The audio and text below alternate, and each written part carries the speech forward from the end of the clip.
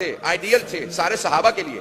اگر آپ اسوہ نبی تھے، آئیڈیل رسول تھے، آئیڈیل نبی تھے، ایک مثالی نبی تھے، مثالی رسول تھے، پھر مثالی باپ بھی تھے، مثالی نانا بھی تھے، مثالی جد بھی تھے، تو پھر اپنی آل کو وہ چیزیں دے کے گئے رسول خدا کہ جو اور کسی کو آپ نے نہیں. عزیزان گرامی، آئیے ذرا امیر المؤمنین کے کلمات سے تعارف کروانا چاہتا ہوں حبیب خدا. اللہ متقیان کا تعارف فرماتے ہیں کہ جناب ختمی مرتبت تاریخ میں جناب آدم سے جہاں پہ جناب ختمی مرتبت کا شجرہ چلا تو جہاں دو حصوں میں تقسیم ہوا، جو سب سے افضل، جو سب سے اشرف، جو سب سے با ایمان، جو سب سے کمال کے درجے پہ فائز ہے، وہ اجداد رسول خدا تھے، جن کا مقام سب سے زیادہ تھا. اللہ نے ان کو چنا ہے اجداد رسول خدا ہونے. عزیزان گرامی، کیونکہ ختمی مرتبت کا نور مقدس آنا تھا اس صفحہ ہستی پہ، اس نور مقدس نے آنا تھا، تو جن کے صلب میں رکھا کہا کہ وہ سب سے باکمال افراد تھے. پھر فرماتے ہیں کہ حبیب خدا اتنے شجاع تھے کہ جب میں سب سے آگے جنگ کر رہا ہوتا تھا اور باقی صحابہ گھبرا جاتے تھے، جنگ سے، دشمن کے حملے سے ڈرتے تھے، بھاگتے تھے، تو پیغمبر اسلام کی پشت پہ جا کے پناہ لیا کرتے تھے. تو کچھ تو آگے لڑ رہے ہیں اور کچھ بھاگ رہے ہیں، تو کہا جب بھاگتے تھے تو پیغمبر اسلام کے پاس آ کے پناہ لیتے تھے. کہ حبیب خدا کا صرف رک جانا دشمن پہ ایک ہیبت طاری کر دیتا تھا، دشمن پھر آگے نہیں بڑھتا تھا. وہ بلند آواز سے پیغمبر اسلام سے بات نہیں کرتا تھا. کہ حبیب خدا کا یہ ایک روب تھا.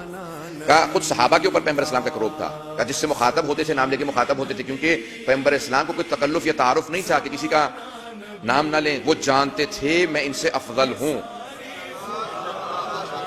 اگر بات واضح کر پا رہا ہوں، پیغمبر اسلام کوئی تکلف تعارف کے محتاج نہیں تھے کہ تکلفاً کسی کو کسی کے رشتوں سے پکاریں گا. صرف وہ رشتے کے جن کا احترام تھا، صرف انہی کا نام، وإلا باقی سب کے نام لیا کرتے تھے. حتیٰ جو بزرگ تھے نام لیا، کیونکہ پیغمبر جانتے تھے وہ اللہ کے برگزیدہ نبی، وہ اپنی افضلیت کو، فوقیت کو جانتے تھے، وہ تعارف نہیں تھا ان کا.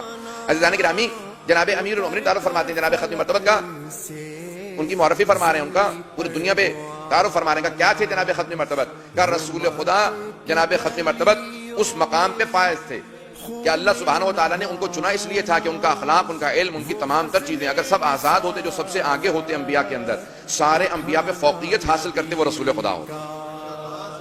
اس لیے اللہ نے ان کا انتخاب کیا تھا. امیر المؤمنین نہج البلاغہ میں فرماتے ہیں، کہا کہ ختمی مرتبت اپنے تمام تر فیصلوں کی وجہ سے سب پہ فوقیت رکھتے تھے، کا مشورہ سب سے لیتے تھے، لیکن فیصلہ وہی کرتے تھے جو وحی الہی ہوتی تھی. وما ينطق عن الهوى ان هو الا وحی یوحى. کہ جب تک کہ وحی الہی نہیں آتی تھی تب تک کوئی فیصلہ نہیں سناتے تھے. مولا فرماتے ہیں کہ جناب ختمی مرتبت کا فیصلہ حتمی اور آخری ہوتا تھا.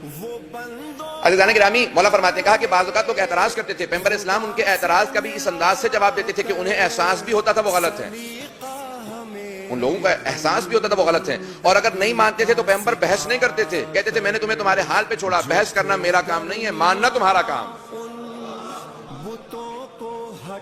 یہ پیغمبر اسلام ہے. مولا کا خاطرہ پیش کرنا چاہتا ہوں اس سے پہلے کہ بات کو کسی دوسرے مرحلے کے اندر داخل کروں. مولا فرماتے ہیں کہ ایک مقام سے پیغمبر اسلام گزر رہے تھے کہ ایک ہرنی بندھی ہوئی تھی.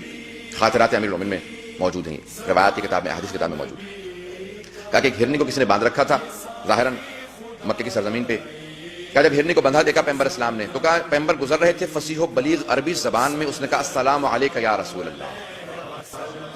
پیغمبر اسلام کی وجہ سے اس ہرنی کو زبان اللہ نے عطا کی. جیسے اس نے سلام کیا سارے صحابہ رک گئے، کہا یا رسول اللہ، ہرنی عربی زبان میں کلام کر رہی ہے. پیغمبر نے کہا یہ ہرنی نہیں کلام کر رہی، یہ مجھ سے مخاطب، یہ میری فضیلت ہے کہ اللہ نے اس کو زبان عطا کی ہے. اس نے فوراً کہا یا رسول اللہ، آپ کا ایک ماننے والا مجھے اس پہاڑ سے باندھ کے لے آیا ہے، مجھے شکار کر کے لے آیا ہے، کسی کو تحفے میں دینا چاہتا ہے یا مجھے کھانا چاہتا ہے، لیکن اسی پہاڑی کے پیچھے میرے 2 بچے ہیں، مجھے صرف اتنی مہلت دلوا دیں کہ میں اپنے بچوں کو دودھ پلا کے واپس آ جاؤں. جیسی ختمی مرتبہ نے سنا کہا کس کی ہے یہ ہرنی؟ فوراً کوئی صحابی آیا کہ یا رسول خدا میں لے کے آیا ہوں. کہا میں ضمانت دیتا ہوں اس ہرنی کو آزاد کر دو، میں ضمانت دیتا ہوں، میں اللہ کا نبی تمہیں ضمانت دیتا ہوں یہ کچھ دیر میں واپس آ جائے گی. کہا یا رسول خدا اگر آپ ضمانت دے رہے ہیں تو میں نے اسے آزاد کر دیا. رسی کھولی، کہا کہ جا تو آزاد ہے. اب پیغمبر اسلام نے کہا تو نے میری محبت کی خاطر اسے آزاد کیا، جا میں نے تجھے جہنم سے آزاد کروایا.